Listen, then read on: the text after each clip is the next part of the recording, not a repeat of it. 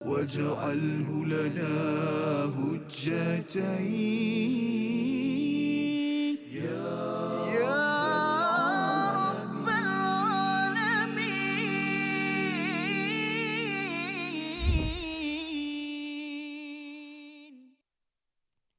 من الشيطان الرجيم. بسم الله الرحمن الرحيم.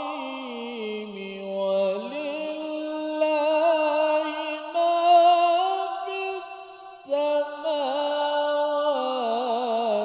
وما في الأرض وإلى الله ترجع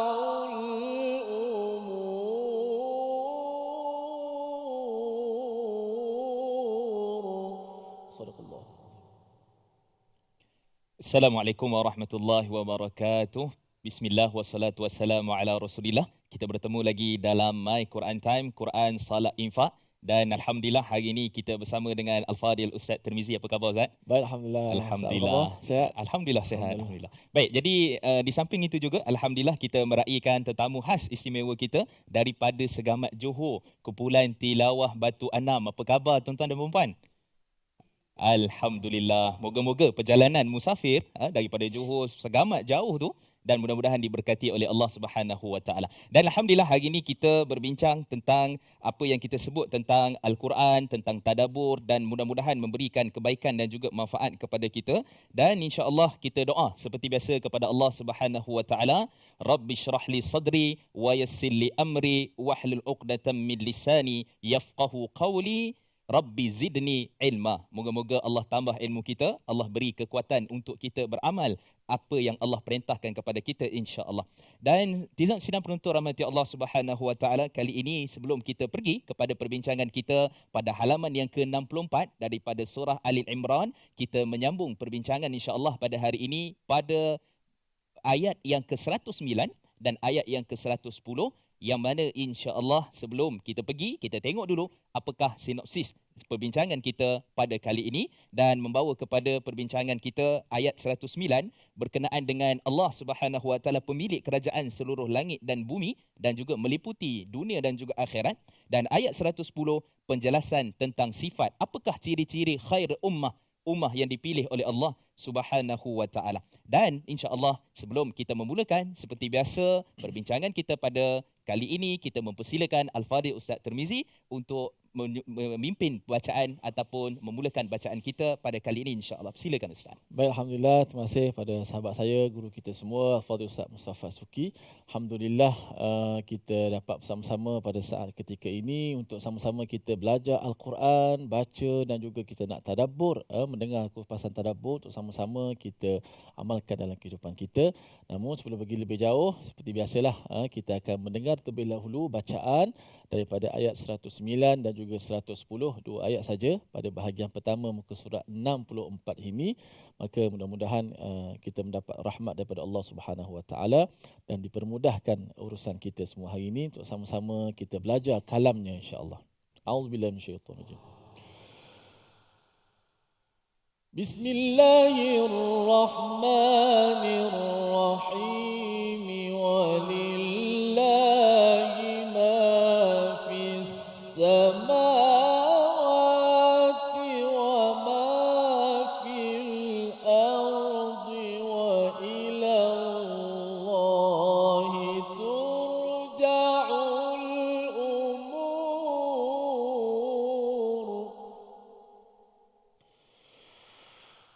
كنتم خير أمة أخرجت للناس تأمرون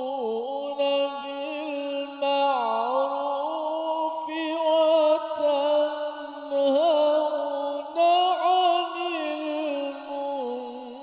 المنكر وتؤمنون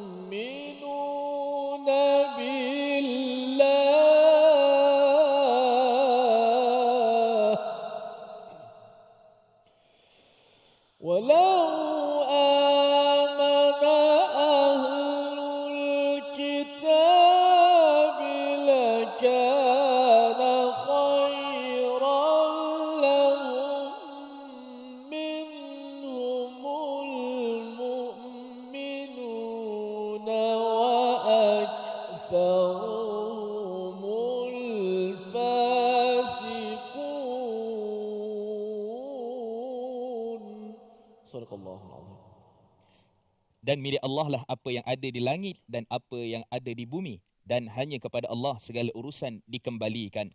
Kamu umat Islam adalah umat terbaik yang dilahirkan untuk manusia kerana kamu menyuruh berbuat yang ma'ruf dan mencegah daripada yang mungkar dan beriman kepada Allah Subhanahu wa taala. Sekiranya ahlul kitab ataupun ahli kitab beriman, tentulah itu lebih baik bagi mereka. Di antara mereka ada yang beriman, namun kebanyakan mereka adalah orang-orang yang fasik.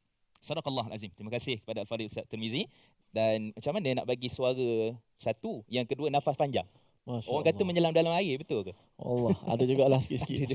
Masya Allah, Alhamdulillah, jazakallah khairan jazak. Terima kasih pada Al-Fadhil Ustaz Tirmizi. Baik, jadi ayat yang kita nak bincangkan pada ayat 109 dan juga 110 pada kali ini, Allah menceritakan tentang bagaimana walillahi ma fis samawati wal ard.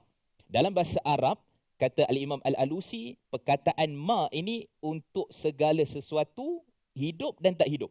Maksudnya kalau kita katakan pokok, manusia, haiwan, makhluk dan sebagainya, maka semua itu merujuk kepada ma yang merujuk kepada semua makhluk. Dan ini yang menunjukkan bahawa Allah Subhanahu Wa Taala telah ceritakan sebelum ini pada ayat sebelum. Kalau kita perhatikan ulang kaji kita pada sebelum ini, pada ayat 105, 106, 107 dan 108, bagaimana Allah Subhanahu Wa Taala dengan kekuasaannya boleh memilih manusia sama ada dia memilih kepada jalan kebaikan ataupun jalan kegagalan ketika mana mereka berhadap dengan Allah Subhanahu Wa Taala. Dan ini merupakan satu perkara kalau kita perhatikan. Kalau langit itu Ustaz kan, kalau kita lihat Allah sebut samawat, maksudnya petala langit itu ada 7. Jadi 7 petala langit, kemudian Allah bagi satu wama fil ard, dan segala sesuatu yang ada di bumi, yang wujud di bumi. Maka ini adalah salah satu daripada kekuasaan Allah Subhanahu Wa Taala menunjukkan bahawa segala sesuatu, baik air, baik nafas, baik angin, baik apa yang bertebaran di udara dan sebagainya adalah di bawah kekuasaan dan pemerintahan daripada Allah Subhanahu Wa Taala. Dan kalau kita tengok sistem ini diwujudkan oleh Allah supaya manusia faham. Pada ayat sebelum-sebelum ini, kan kalau kita tengok ada di kalangan mereka yang berwajah putih, ada di kalangan mereka yang berwajah kelam hitam, di atas dosa dan juga pahala orang beriman dan juga orang-orang yang kufur kepada Allah Subhanahu Wa Taala. Maka ayat ini Allah nak gambarkan kepada kita bahawa sebenarnya apa yang Allah telah sediakan syurga dan neraka, yang jahat, yang tak baik dibalas dengan kejahatan. Orang yang baik, yang saleh, yang kita kata pergi masjid, orang baik kan? Jadi yang itu dibalas dengan kebaikan. Maka Allah kata semua tu di atasnya kepemilikan. Di antara apa? Langit dan bumi adalah milik Allah Subhanahu Wa Taala semata-mata. Kadang-kadang orang kata, Allah kan rahmat, Allah kan sayang pada kita. Tetapi daripada sudut asasnya, kadang-kala undang-undang yang Allah buat itu adalah untuk manusia faham bahawa ini adalah jalan kebaikan, ini adalah jalan keburukan. So you choice. Awak pilih yang mana awak nak. Seolah-olah kita kata gini, dekat Malaysia, kita ada undang-undang. Rang undang-undang walaupun diperbahaskan, tak ada dah hukuman mati. Contohnya. Tapi sebenarnya kalau kita tengok pada yang dulu-dulu, contoh Kanun Keselesaan 302 membawa hukuman mati. Ataupun kita tengok contohnya Akta Dadah Berbahaya 39B juga boleh membawa kepada hukuman mati. Okey, persoalannya undang-undang diwujudkan, sistem diwujudkan, tapi ada tak manusia yang langgar? Ada Ustaz, ramai. Kan kalau tengok pergi penjara, perhati tengok ramainya kan. Yang banyak tu yang IC-nya bin dengan benti lah. Kan. Ada pula orang yang memang tak langgar, memang tak buat. Maka kita kembali kepada Allah. Allah ada sistem, Allah buat di sana kebaikan, di sini adalah keburukan. Kalau manusia pilih buruk dia nak buat dan ditinggalkan kebaikan, maka Allah akan membalas segala perkara yang disebutkan di situ. Baik, Allah sebut langit dan bumi. Biasanya pasangan, berpasangan. Langit dan bumi. Dan bumi sebenarnya kalau kita perhati kepada hadis-hadis Nabi SAW dalam riwayat Imam Al-Bukhari, hadis sahih, langit ada 7 tingkat, bumi pun ada 7 tingkat ke bawah. Kata Nabi SAW, sesiapa yang mana mengambil sejengkal tanah, sebab tu orang kata apa Ustaz? Batu pancang. Batu pancang tu kadang-kadang durian tu musangking. Dia termasuk dekat tempat abang dia, tanah abang dia. Dia ambil batu pancang tu, dia alih sikit. Supaya apa? Dapatlah pokok tu, dapatlah durian tu. Maka Allah kata, sesiapa yang mengambil hak tanah manusia secara zalim walaupun sejengkal, dibenamkan ke bawah 7 petala petala bumi. Menunjukkan ini merupakan satu perkara yang semuanya adalah di sisi Allah Subhanahu wa taala, milik Allah Subhanahu wa taala, yang kita perlu perhatikan kerana ia merupakan salah satu daripada nikmat yang Allah kurniakan kepada kita. Kita bertuhankan kepada Allah dan Allah Maha mengetahui, Allah Maha membalas segala sesuatu yang mana disebutkan apa yang kita bincangkan ini. Dan kalau kita tengok praktis pada hari ini, Allah jaga semua. Apa yang ada langit, apa yang ada di bumi. Allah tak gagal dalam penjagaannya. Kalau bos kadang-kadang dekat office, dia boleh nampaklah staff dia. Tapi kalau dia keluar, macam mana bos dia nak tengok? Kan, itu kadang-kadang tipu, claim mileage, perbatuan, tipu isi minyak, kan, tipu patut kena pergi jumpa klien, pelanggan, dia jumpa orang lain. Contohnya, kan, patutnya waktu makan, dia tak makan waktu tu. Sebelum tu lagi dia dah makan dah. Maka siapa yang nak pantau? Tapi Allah Subhanahu wa taala gerak-geri kita, tindak tanduk kita dan semua perkara yang berkaitan dengan apa yang kita lakukan, Allah Subhanahu wa taala berkuasa di antara langit dan bumi, dan inilah ayat yang membawa kepada kita kecintaan, keteguhan kepada kekuasaan Allah Subhanahu wa taala dan memberikan kebaikan insya-Allah kepada kita dunia dan juga akhirat. Untuk sambungan selepas itu, apa kaitannya yang Allah Subhanahu wa taala sebutkan kepada Allah kembali segala sesuatu? Apa benda? Perkara apa? Yang itu yang kita akan bincangkan selepas ini, insya-Allah. Kita kembali dalam My Quran Time, Quran, Salat, Infak. واجعله لنا هجتين يا رب العالمين.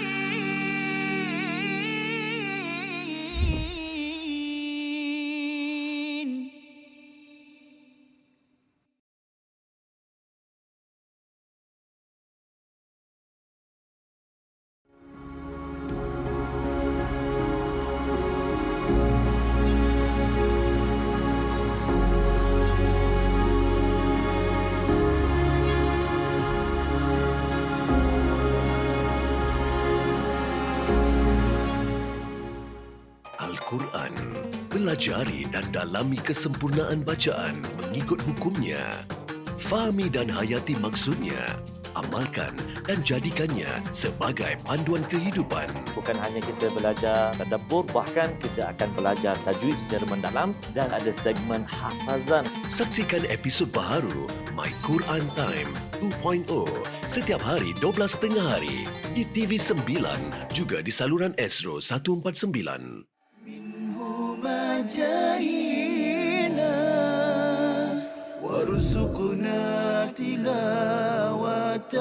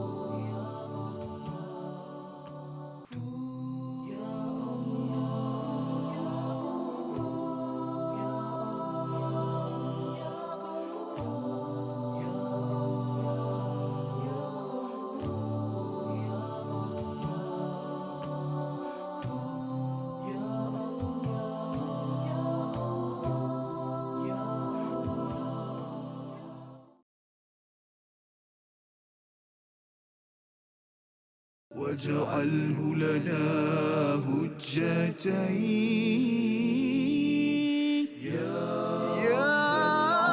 رب العالمين.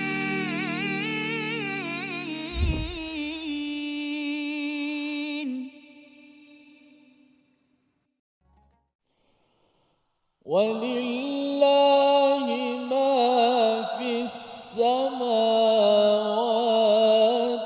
وما في الأرض وإلى الله ترجع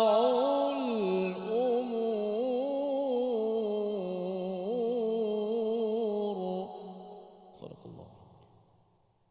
Dan milik Allah apa yang ada di langit dan apa yang ada di bumi, dan hanya kepada Allah segala urusan dikembalikan. Kita kembali dalam My Quran Time, Quran, salat, infak, dan kali ini kita nak sambung balik perbincangan berkenaan dengan ayat yang saya tinggalkan tergantung tadi, kebenaran kepada siapa dan apa sebenarnya yang kita kehendak daripada kehidupan ini. Maka Allah menyatakan wa ilallahi turja'ul umur, dan kepada Allah lah dikembalikan segala urusan.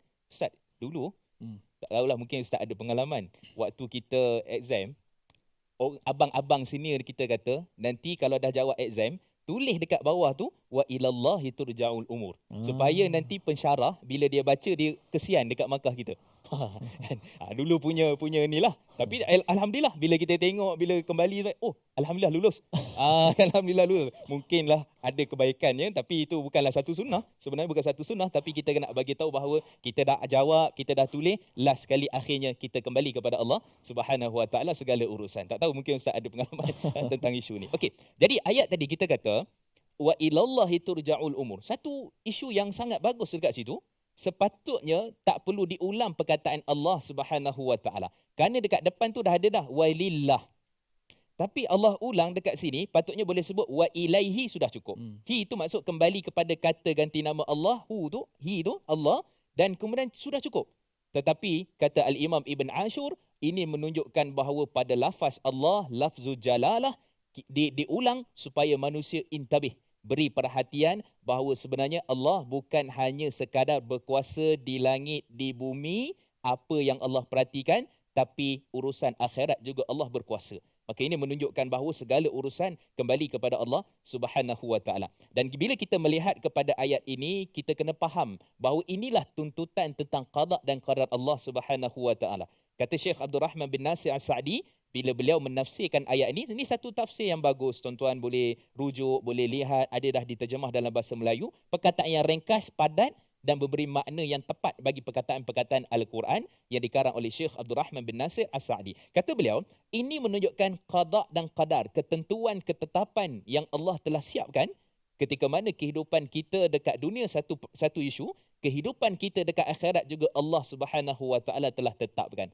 Dan kata Al-Hafiz Imam Ibn Kathir, Allah sebagai penghukum, Allah yang akan mengadili setiap semua perkara yang mana kita buat, kita tinggal, Allah suruh kita buat, dan kemudian Allah larang jangan buat, kita buat contohnya, maka semua itu akan diadili oleh Allah Subhanahu Wa Taala. Sebagai contoh mudahlah dalam kehidupan kita pada hari ini. Kita kadang-kadang tak puas hati dengan kawan-kawan sepejabat kita. Kita buat yang terbaik, OT tak claim, contohnya kan. Kemudian kita punya memang sepenuh tenaga kita tumpukan kepada kerja buat kita. Akan tetapi akhirnya bila tengok kepada KPI, Key Performance Index kita, ataupun PMS, Performance Management System kita, ataupun kita kata appraisal. Ini untuk apa? Untuk naik gaji lah. Tengok tak naik gaji kita. kan? Kawan kita tengok macam kerja tak buat apa pun juga, tapi boleh naik gaji dia.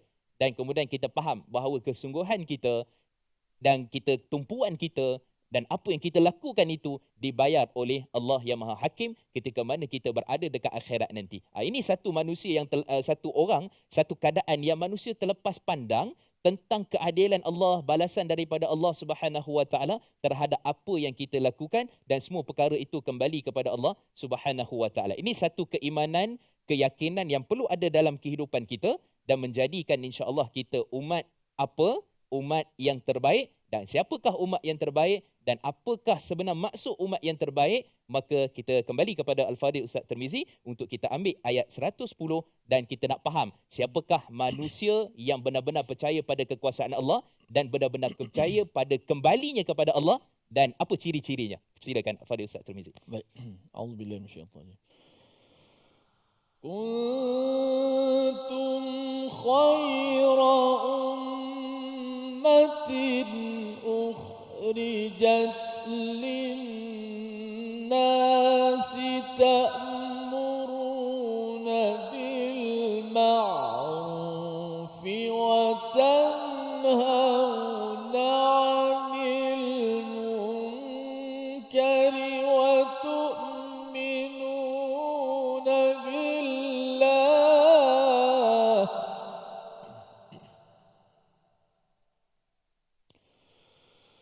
ولو آمن أهل الكتاب لكان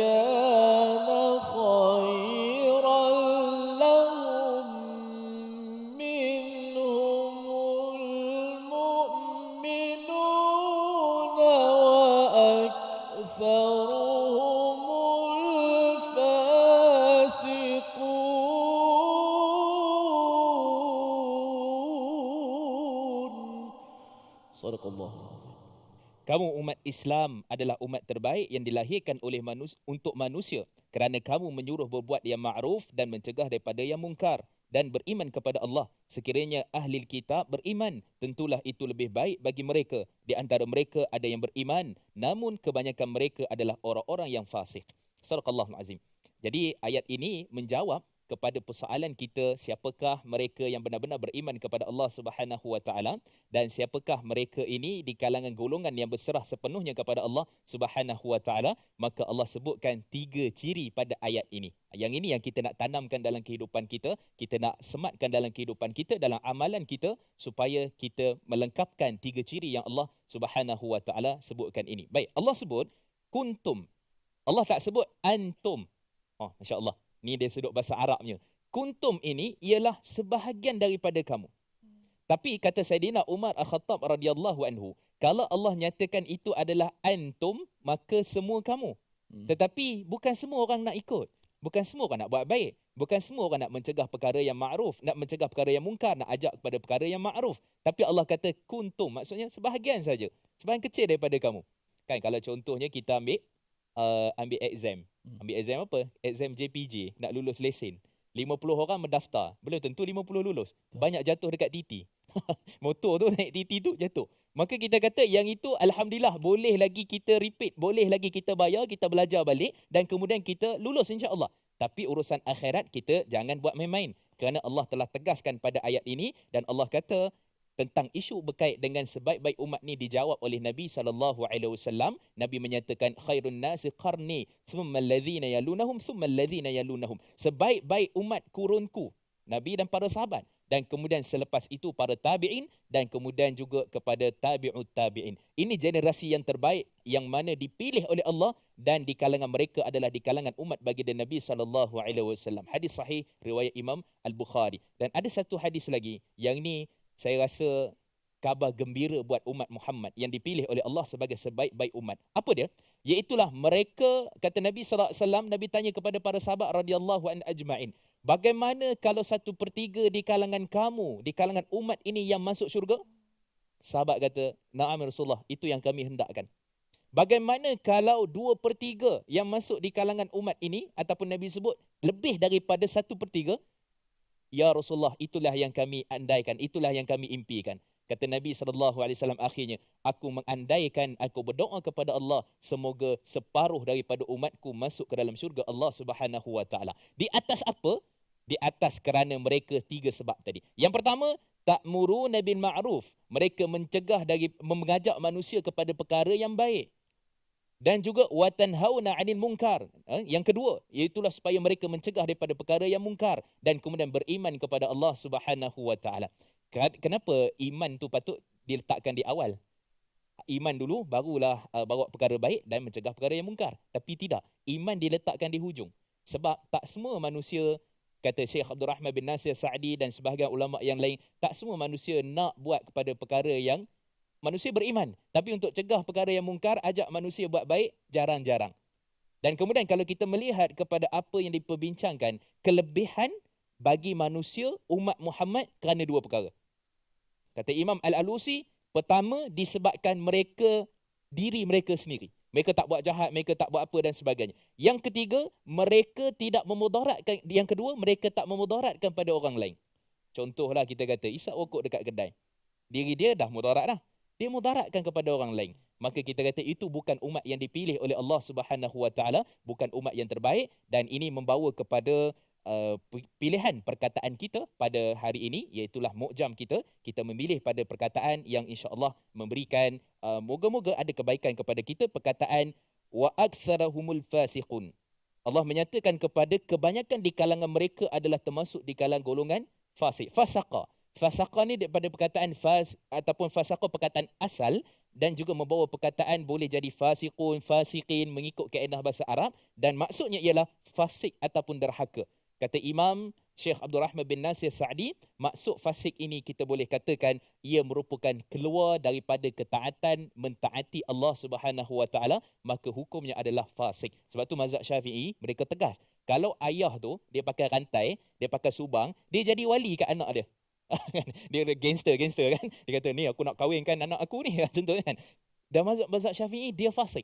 Dia kena bertaubat kepada Allah. Dia kena buang apa semua tu, dia bertaubat kepada Allah dan kemudian barulah dia boleh mewalikan. Dan ini juga disebut dalam surah Al-Maidah ayat ke-47, surah At-Taubah ayat ke-67, surah An-Nur ayat ke-55 dan insya-Allah kita nak sambung lagi perbincangan kenapa dengan ahlu kitab ni, apa masalah mereka. Dan kita kembali selepas ini insya-Allah kembali kepada My Quran Time, Quran, Salat, Infak.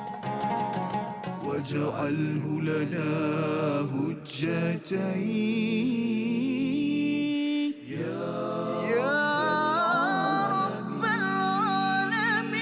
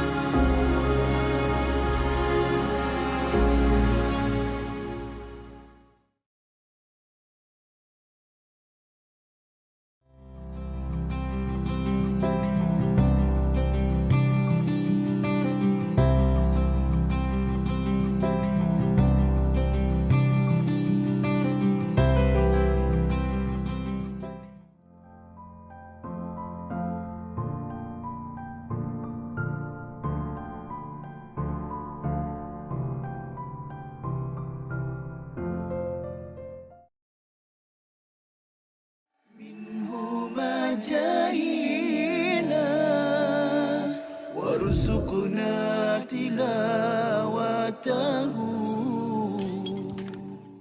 Yang disebut oleh Imam An-Nawawi dalam kitab beliau Riyadhus Shalihin dalam bab taubat. Taubat dengan Allah Subhanahu Wa Taala ni ada 3 cara. Ni dosa kita dengan Allah lah. Iaitu apa? Yang pertama sekali adalah kita tinggalkan dosa. Yang kedua kita menyesal sungguh-sungguh takkan mengulangi, dan yang ketiga kita berazam betul-betul takkan repeat ataupun mengulangi balik dosa tu. So menyesal, tinggal, azam. Tapi kalau dosa itu melibatkan dengan manusia, maka waktu tu kita kena, kalau dia melibatkan harta yang dizalimi, kita kena pulang balik. Contoh, kalau kita pernah tipu orang dalam bab pelaburan, tak ramai pun dalam 500 orang. Kena pergi cari balik orang tu, minta maaf dengan dia, pulangkan balik, jangan kurang 1 sen pun daripada harta yang kita pernah tipu dia. Tu penting tu. Bukan maksudnya bertaubat, taubat ni tak apa, yang tipu-tipu tak apa, yang penting pergi masjid tarawih 23 rakaat kan, ataupun doa pada Allah tahajud, lekuk-lekuk lantai apa semua, sebab apa? Punya banyak tahajud kan. Tak bermakna di sisi Allah kalau kita tak pulang. واجعله لنا هجتين يا رب العالمين.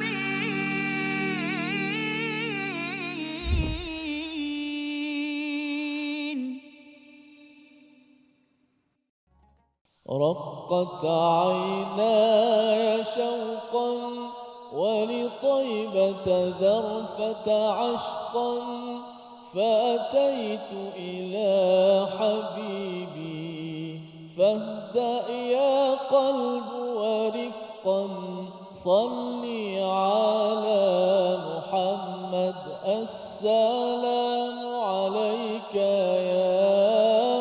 يا رسول الله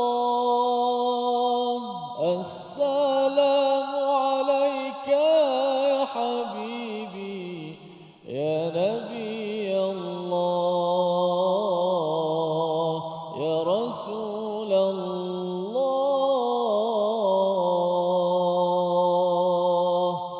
اللهم صل على محمد وعلى آل محمد. Alhamdulillah, terima kasih pada semua para penonton terus setia dalam My Quran Time, Quran, Salat dan Infak. Alhamdulillah, kita juga alu-alukan sekali lagi kehadiran di studio kita, dimeriahkan lagi dengan serba merah pada hari ini. Orang Terengganu kata merah nyala. Dia ada tambahan kat belakang tu, menguatkan lagi merah nyala. Maksudnya merah sungguh lah. Okey. Alhamdulillah, daripada kumpulan mana? Kumpulan tilawah apa tadi? Tilawah Batu Anam. Batu Enam. Daripada Johor, Darul Ta'zim. Alhamdulillah. Khabar semua sihat belaka? Okey, bersedia untuk membaca bersama dengan saya insya-Allah? Okey, pastinya bersama juga penonton-penonton di rumah yang tak lupakan. Baik, kita bagi Ustaz Mus rehat dulu sambil kita tengok sikit ayat-ayat pilihan kita, tajwid ataupun ulang kaji perkataan-perkataan untuk kita perkemaskan lagi sebutan-sebutan huruf-huruf Al-Quran ini insya-Allah. Baik, kita lihat pada paparan ayat mana yang kita nak fokus. Memperbetulkan sifat syiddah dan hamas pada huruf ta dalam ayat yang ke-110 Dalam ayat kita fokus pada ayat 110 lah. Okey, kuntum khaira ummatin ukhrijat linnas ta'muruna bil ma'ruf wa tanhauna 'anil munkari wa tu'minuna billah. Okey. Huruf ta ni kita ulang kaji dua sifat dulu. Okey. Ada banyak sifat lagi tapi cuma kita fokus pada dua sifat huruf ta. Yang pertama, huruf ta ni dia adalah sifatnya syiddah. Syiddah ni berkaitan dengan suara. Itulah suara kita tertahan. Terputus ataupun terberhenti suara itu pada makhraj tadi bila kita sebut huruf ta. Okey, itu dari sudut suara, syiddah. Macam mana? Kalau kita tengok huruf tu. Ta, tu, ti, at, kan? Dia tertahan, suara kita terputus pada makhraj ta tu. Kemudian dia ada satu sifat disebut sebagai sifat hamas. Hams, sifat hamas. Yang mana sifat hamas ni berkaitan dengan angin ataupun udara yang kita lepaskan ataupun kita tahankan. Maka hamas ni adalah sifatnya nafas terlepas, keluar daripada makhraj tadi. Maka dia tak sama. Ada huruf yang suara dan nafas tertahan sekali ataupun terlepas sekali. Contoh yang tertahan sekali hamzah lah, senang. Kita baca hamzah macam mana? A, I, U. La yu'minun. Suara dan nafasnya tertahan pada makhraj hamzah yang berada di pangkal halqum. Itu suara dan nafas tertahan, senanglah sekaligus. Ada yang suara dan nafas tu terlepas sekali. Macam huruf ha. Ha pedas ataupun huruf ha. Ihdina. Tersebut ihdina. Kan suara dan nafasnya dilepaskan daripada makhraj. Suara tu dengar, bunyi lepas tu. Tak putus macam hamzah. Dan nafasnya pun terlepas. Kalau kita letak tangan di depan mulut kita, kita akan dapat rasakan angin tu, udara yang keluar. Kita akan dapat rasakan.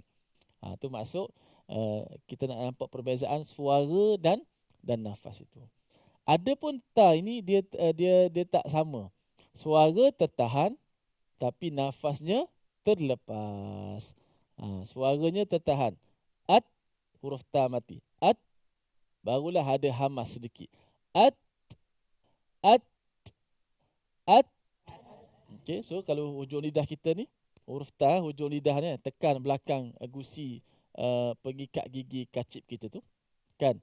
Kita letak hujung lidah di situ untuk memberhentikan suara kita. Sifat syiddah. At, kita tarik, kemudian kita lepaskan lidah kita, keluarlah angin ta tu. At. Sebab tu bunyi ta tu tidaklah bunyi at. Itu sin. Dia tak boleh lebih sebab suara tu tertahan. Macam huruf sin lain, suara dan nafasnya lepas sekali. Assalamu. Okey, adapun ta, dia tahan dulu suara. At. Barulah dia ada lepaskan nafas itu. Sebab tu bila yang lepas tu nafas bukan suara. Sebab tu bunyi dia tak kuat. Kalau kita sebut laha ma kasabat wa 'alaiha maktasabat. Itu dah silap. Ada sepatut sikit je. Laha ma kasabat wa 'alaiha maktasabat. Begitu saja. Jangan kasabat. Itu dah pergi kepada lain huruf. Dia bezanya pada kerana suaranya tertahan. Kasabat gitu. Cuba sebut laha ma kasabat. Laha ma kasabat. Tahan suara dulu, stop, baru nafas keluar. Laha ma kasabat. Laha ma kasabat. Begitu. Okey? Itu konsep huruf ta. Termasuk juga sama huruf tu kaf, konsepnya sama. Dia tertahan suara dulu, barulah dia pergi pada hamas itu. Okey, kita tengok contoh pada ayat yang ke-110. Kuntum khaira ummatin ukhrijat linnas. 1, 2, mula. Kuntum khaira ummatin ukhrijat linnas. Bunyinya begitu. Tidak boleh ukhrijat. Lagi-lagi jim. Jim ni daripada tepi daripada tengah lidah. Jangan ambil ta juga daripada tengah lidah. Ukhrijat bunyi daripada tengah lidah. Jaga jim tengah lidah tapi ta hujung lidah. Ukhrijat. Jim pekerjaan tengah lidah, ta pekerjaan hujung lidah. Biar nampak beza. Jangan sekali harung. Ukhrijat bunyi ce nanti. Kuntum khaira ummatin ukhrijat linnas. Kuntum khaira ummatin ukhrijat linnas. Ta'muruna bil ma'rufi wa tanhauna 'anil munkar. Ta'muruna bil ma'rufi wa tanhauna 'anil munkar. Ada beberapa lagi huruf ta yang berbaris kan. Pertama kuntum baris depan, ta'murun baris atas, wa tanhau baris atas, wa tu baris depan.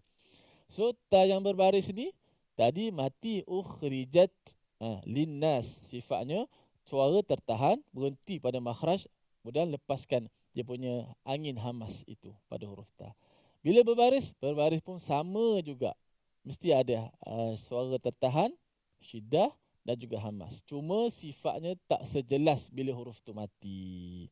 Okey, so tak bolehlah kita baca kata kuntum macam dah lebih. Padahal dia mati pun sedikit je. Ini dia berbaris pun kita buat kuntum. Ada yang suka baca macam tu.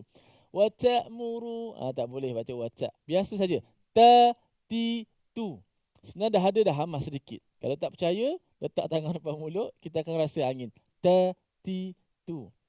Tak perlu ca ti tu banyak sangat. Itu terlebih Arab daripada Arab pula. Jangan macam tu. Okey, kita baca sekali lagi. Kuntum khaira ummatin ukhrijat linnas. Kuntum khaira ummatin ukhrijat linnas. Ta'muruna bil ma'rufi wa tanhauna 'anil munkari wa tu'minuna billah. Ta'muruna bil ma'rufi wa tanhauna 'anil munkari wa tu'minuna billah. Walau amana ahlul kitab lakana khairan lahum.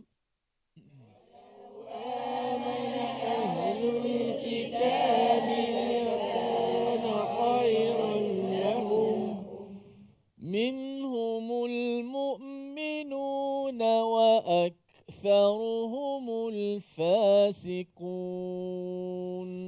Minhumul mu'minuna wa aktharuhumul fasiqun. InsyaAllah. Siapa tahu lagu apa tu tadi bunyi tu? Nahwan. Lagu? Nahwan. Ada kata Nahwan. Lagu apa penonton di rumah? Boleh tulis kat Facebook tu. Lagu apa? Tak ada lagu. Lagu tu lah. Okey. Jawapannya lagunya macam kita takbir raya jugalah. Allahu Akbar, Allahu Akbar. Lagunya Jiharka atau berdekat dengan sikah juga. Okey, kita berehat seketika, jangan ke mana-mana, kembali selepas ini ada lagi ayat akan kita tadabbur. Quran Time, Quran Salat dan واجعله لنا هجتين يا رب العالمين.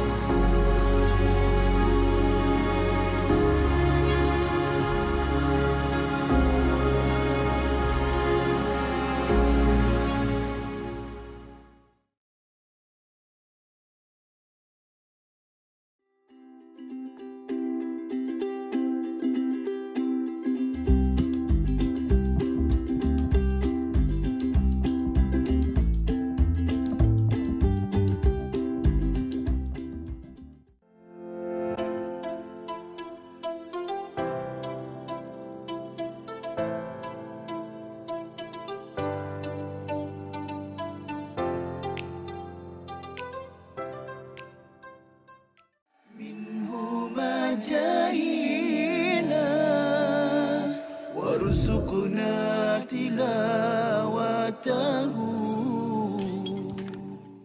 Menceritakan tentang mimpi, kan? Kalau yang menceritakan tentang mimpi itu adalah orang-orang yang mungkin tidak dilihat sebagai pembawa mesej agama, mungkin tidak menjadi isu, tetapi bagi orang-orang yang orang kata apa, nampak kredibiliti sebagai seorang penyampai ilmu agama yang mempunyai followers ataupun pengikut yang banyak, kalau isi kandungan penyampaian itu banyak tergantung kepada mimpi dan sebagainya, maka saya rasa itu kurang wajar. Betul. Sebab mimpi bukan satu sumber syarak. Kalaulah mimpi itu datang dengan konten ataupun isi yang mana ia bersesuaian dengan syarak, maka seseorang itu haruslah melakukan satu tindakan berdasarkan arahan syarak, bukan berdasarkan arahan mimpi. Itu sebab mimpi semua orang boleh claim. Betul. Kalau orang claim kata aku mimpi, saya mimpi ini, Nabi pesan ini dan sebagainya, jadi susah. Agama akan واجعله لنا هجتين يا رب العالمين.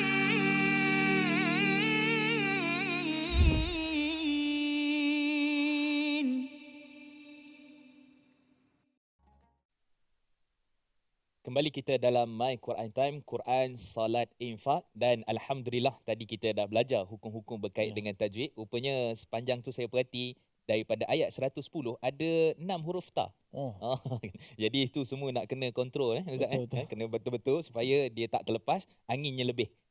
Okey, kalau traffic light tu berhenti lebih ke depan. Jadi dia kena saman. Jadi kena undur balik ke belakang. Jadi begitulah hukum tajwid dan merupakan satu daripada perkara untuk kita menghiasi Quran dan itu merupakan sunnah baginda Nabi sallallahu alaihi wasallam.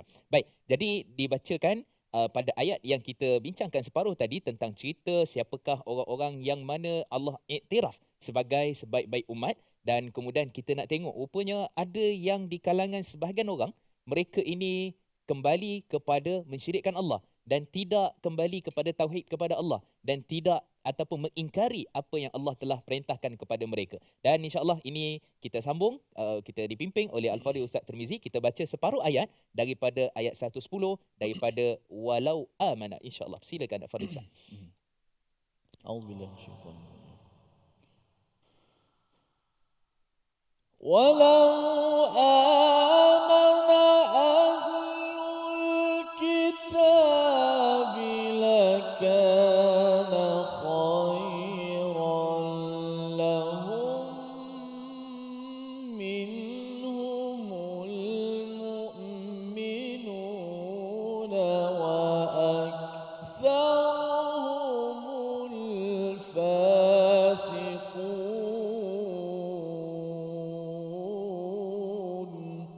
Sadaqallah.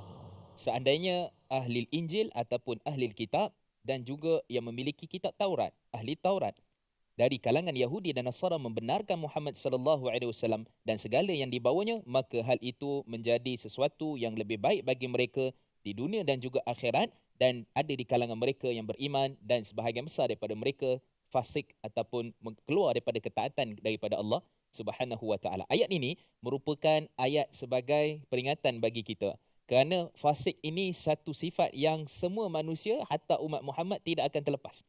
Kerana fasik ini seperti mana kita sebutkan, ia adalah keluar daripada ketaatan kepada Allah Subhanahu wa taala, yakni dengan melakukan dosa besar terutamanya. Dan ia juga boleh jadi menentang para rasul. Hari ni orang kata apa Ustaz? Orang kata kita ni ikut Quran kan, ikut Nabi ni dah 1400 tahun lebih dah. Jadi Quran ni Quran betul. Dia tak tahu Quran pun turun pada Nabi. Kan? Tapi dia kata kita tak payahlah ikut Nabi ni lama dah kan, dan sebagainya. Jadi kita kata ini satu perbuatan yang mana merujuk kepada sifat fasik, keluar daripada ketaatan kepada Allah Subhanahu wa taala. Yang mana dalam ibadat kita, tindak tanduk kita, perbuatan kita, dan Allah sebut juga ayat sebelum tu pada ayat 104 menceritakan tentang Allah perintah kita ni jadi umat dakwah, umat yang menyeru kepada kebaikan dan dalam masa yang sama baiki diri kita. Itu merujuk kepada apa yang kita lihat. Akan tetapi Allah kata walau. Walau ni kalau dalam bahasa Melayu kita kata kalau lah. Kalau ni, kalau itu merujuk kepada takdir Allah, benda yang dah lepas diharamkan untuk kita sebut. Contoh, kalau awak tak lalu jalan tu, tak accident awak. Contohnya begitu kan. Kalau awak tak pergi tempat tu, awak tak kena tangkap. Contohnya. Jadi kalau pada perkara takdir yang telah lalu, maka itu tak dibenarkan untuk kita ungkapkan, kerana kata Nabi SAW dalam riwayat Imam Muslim, dia boleh mengundang yang berkait dengan syaitan. Sebab syaitan dia suka timbulkan was-was, confuse dalam kehidupan kita, dan jadi kita akhirnya tidak berpegang ataupun tidak mempercayai takdir Allah Subhanahu Wa Taala seperti mana pada ayat yang kita bincangkan pada sebelum ini. Tapi kalau yang akan datang tak apa. Ya. Kalau pergi kedai kiring gula, contohnya kan. Kalau awak pergi ke shopping mall ke mana ke, tolong sikit beli kat saya, tu tak apa. Tapi ayat ini Allah kata kalau siapa? Iaitulah di kalangan orang-orang ahlul kitab, Yahudi dan Nasara, kalau mereka beriman, maka itu baik untuk mereka. Kerana ayat ini ditujukan kepada baginda Nabi SAW, dan ada sebahagian sahabat yang memeluk Islam daripada golongan orang Yahudi ataupun ahlul kitab. Akhirnya bila memeluk Islam, Allah iktiraf. Masalahnya tak memeluk Islam. Dan antara mereka adalah antaranya Abdullah ibn Salam, Tha'labah bin Syu'bah dan beberapa orang lagi seperti mana disebut oleh Imam Al-Alusi dalam kitab beliau. Jadi nak ceritanya, orang-orang ni jika mereka mengiktiraf agama, mereka beriman kepada baginda Nabi SAW, dan itu menjadikan mereka kembali kepada ayat tadi, ialah khair ummah, umat yang terbaik di sisi Allah Subhanahu Wa Taala. Tapi malangnya Allah menyebut kepada kita, minhumul mu'minun, ada di kalangan mereka beriman kepada Allah Subhanahu Wa Taala. Beriman ni maksudnya memeluk Islam lah. Dia tak jadi kalau satu jumpa dengan Nabi sallallahu alaihi wasallam, ya Rasulullah, ada yang buat macam tu. Ya Rasulullah, kita ni ada dua Tuhan. Apa kata hari ni kau ambil? Maksudnya kita sembah sama-sama Tuhan kau, Allah. Hari besoknya kau join kami pula. Sembah Tuhan kami, bahala kami. Tak boleh. Kerana tidak boleh ada kebatilan campur aduk di antara dua perkara, dan Allah menyatakan dekat sini sebahagian saja mereka betul-betul beriman. Bukan iman sikit je, tapi sebenarnya sebahagian dalam hati mereka fasik. Tak boleh. Kerana dalam hati orang beriman, hati orang-orang yang betul mentauhidkan Allah, mereka tidak boleh ada dua perkara dalam satu masa. Dia tauhidkan Allah, beriman pada Allah. Solat Jumaat tak tinggal. Solat jemaah tak tinggal. Tetapi minta pada batu cincin, wahai batu cincin ajaib dan sebagainya kan, wahai sekian-sekian, wahai kayu koka, macam-macam lah kan. Jadi semua perkara-perkara itu dianggap kepada menduakan Tuhan, khurafat. Dan Allah menyatakan mereka ni macam tu lah. Kerana sebahagian sikit kecil daripada mereka beriman kepada Allah Subhanahu Wa Taala, dan sebahagian besar di kalangan mereka adalah fasik. Bila sebut fasik, keluar daripada ketaatan, derhaka kepada Allah Subhanahu Wa Taala, ini sifat yang kita perlu buang jauh-jauh. Apa-apa dosa, terutama bagi dosa-dosa besar, kerana dosa-dosa besar ini adalah dosa yang mana menjadikan kita jauh daripada rahmat dan keberkatan daripada Allah Subhanahu Wa Taala, dan kemudian juga kita cuba tinggalkan dosa-dosa kecil. Sebab dosa kecil ni kadang-kadang kita tak nampak. Tapi kalau dosa besar, dia adalah perkara yang kita boleh nampak. Sebab kita buat tu, kalau kita ada sifat khair ummah, kita ajak manusia buat baik, tinggalkan perkara yang Allah larang, kita beriman pada Allah, dia akan terasa yang itu adalah dosa. Ini tak boleh jadi ni, ambil rasuah, ni dosa ni. Dia akan terasa. Tapi kalau dia ini termasuk fasikun, dia berterusan dalam melakukan dosa, dan ini adalah perkara yang Allah Subhanahu Wa Taala tegaskan dalam ayat ni, dan menjadikan kita mudah-mudahan di kalangan golongan orang-orang yang tidak fasik tapi masuk golongan beriman, dan apatah lagi umat baginda Nabi SAW yang mana dijanjikan oleh Nabi, mudah-mudahan umat yang mulia, umat yang Allah redai seperti mana dalam hadis riwayat Imam Tirmizi, dan juga menjadi umat yang 1/2 daripada seluruh umat ini masuk dalam syurga Allah Subhanahu Wa Taala. Dan inilah membawa kepada perbincangan kita pada hari ini, membawa kepada resolusi kita yang sama-sama kita nak kena ada tindakan, nak kena buat, nak kena lakukan. Dan insya-Allah hari ini kita berbincang tentang isu pertama pada ayat 109, kita kena jadi umat yang bijak, pilih baik dan hindari perkara yang buruk, dan pujian-pujian kita hanya kepada Allah kerana kita serahkan segala urusan kepadanya. Dan ayat 110, kita berfikir dahulu sebelum bertindak agar tidak menyesal di kemudian hari, dan mudah-mudahan menjadi umat khair ummah yang terbaik di sisi Allah Subhanahu Wa Taala. Dan ini kita kena tanamkan sama-sama, kita kena sentiasa dekatkan diri kita dengan Quran supaya kita termasuk di kalangan golongan orang-orang yang benar-benar dipilih oleh Allah sebagai umat Nabi SAW. Mengakhiri, kita bawa ataupun kita membacakan doa yang dipimpin oleh Al-Fadhil Ustaz Tirmizi, dan mudah-mudahan ada keberkatan dalam perbincangan kita pada kali ini insya-Allah. Silakan Ustaz. Bismillahirrahmanirrahim. Alhamdulillah wassalatu wassalamu ala Rasulillah. Allahumma ja'al jam'ana hadza jam'an marhuma wa tafarruqana min ba'dihi tafarruqan ma'suma. Ya Allah Tuhan kami, ampunkanlah dosa kami ya Allah. Berkatilah pertemuan kami ini ya Allah. Berkatilah orang-orang di kalangan kami ya Allah, ilmu kami ya Allah, masa kami ya Allah, dan keadaan kami ya Allah. Ya Allah, manfaatkanlah ilmu yang kau beri kepada kami ya Allah. Berkatilah ilmu yang kau berikan kepada kami ya Allah. Bila kekuatan kepada kami untuk terus kami mengamalkan ilmu-ilmu yang kami belajar ya Allah. Ya Allah, jadikan kami orang yang khaira ummah ya Allah. Jadikan kami orang-orang yang sentiasa menyuruhkan kepada kebaikan dan mencegah kemungkaran.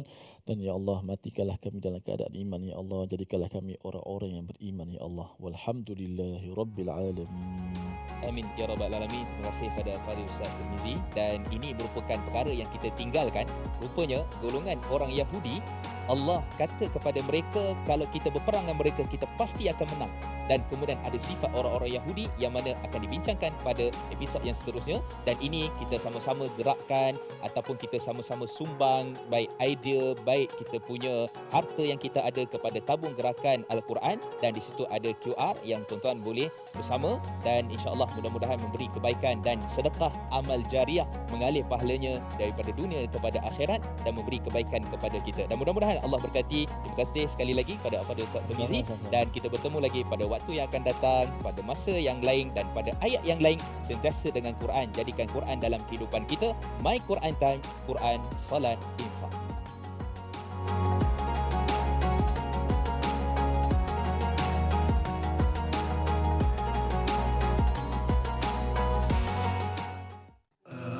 آناء الليل وأطراف النهار واجعله لنا هجتين